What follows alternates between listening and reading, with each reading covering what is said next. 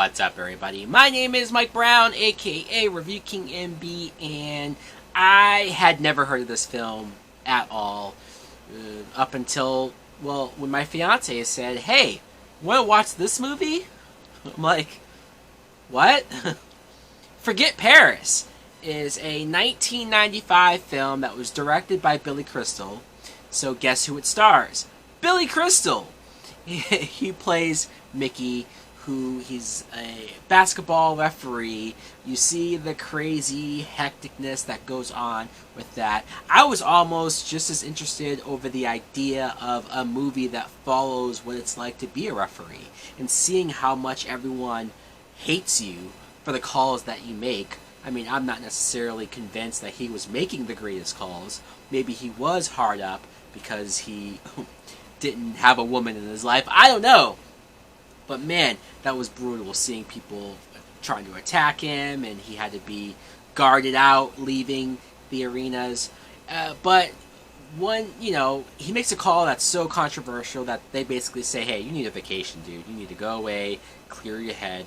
He goes to Paris because his father passed away, and so he has to deal with getting the body, but the plane messes stuff up, and yada yada. Long story short, he meets this woman named Ellen, played by Deborah Winger, and he falls in love with her. He does. It takes a week where they spend this time together. He falls in love with her, but then he has to go back home. And when he's back home, he's initially happy because he had this great experience, but then he gets sad again because he doesn't have her. So then he goes back, and he's chasing her. In fact, he spends a lot of this movie trying to capture that happiness that they had. And there's a lot of hurdles along the way. Their relationship isn't as great as it should have been. Before I go any further, I really enjoyed this film. I did. I liked how Billy Crystal started off as this bitter, angry man. He did. But, you got it. Not every character has to be perfect. Not every character has to be the most likable or relatable right off the bat. You had to see what's going to get him to a point where he would be more happy. And she was that for him. And you instantly liked their chemistry. You instantly bought why or how they fell in love as fast as they did. And then when you see, though, that she's already involved with somebody, you're like, oh no, it's going to be one of those things.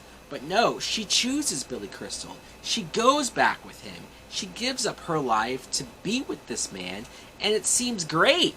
But that's only the first half hour or so. So you see them trying to deal with this relationship, but Billy Crystal is away for so long doing his job. He has to travel to different places, different states, and so she's lonely. She's at a job that she hates because she, once again, moved away for him. And so she wants things, right? Now she wants to compromise more. She wants them to meet each other halfway. And Billy Crystal is very, very stubborn, very well, I like the way things are. And even when he tries to compromise with her, it doesn't go great either because now he's unhappy. Now he hates where they moved to. He hates that her father's moved in and he's out of his goddamn mind. So it's really just watching a pseudo-realistic relationship and the problems that go on with that. I mean, it's not sad and depressing like other movies I could bring up as far as relationships are tough, and that's what this movie is trying to get across. But I like that it took a less fairy tale-y approach on seeing people get together, seeing a relationship and the pitfalls that they go through, seeing how, I haven't even talked about this, the whole movie is told through other characters telling their story, right? So at the beginning, these characters are at a restaurant and they're supposed to be all meeting together, and they're actually waiting for Billy Crystal's character, but as they're waiting, they start to talk about the relationship.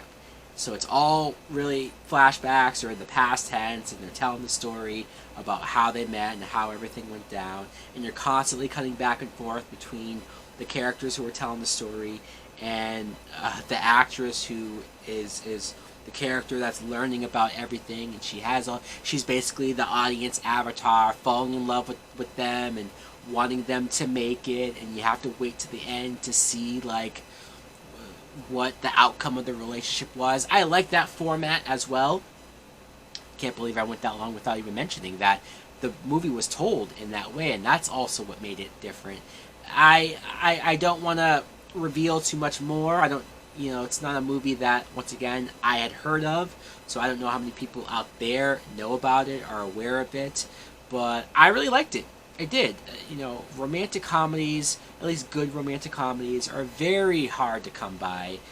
Few and far between from what I can tell, but this is one of those films that maybe if you haven't seen, check it out, see if you get the same enjoyment out of it, the same interest out of it, the same humor that I got from Billy Crystal, because I admittedly haven't seen a lot of Billy Crystal films. I've seen like a handful.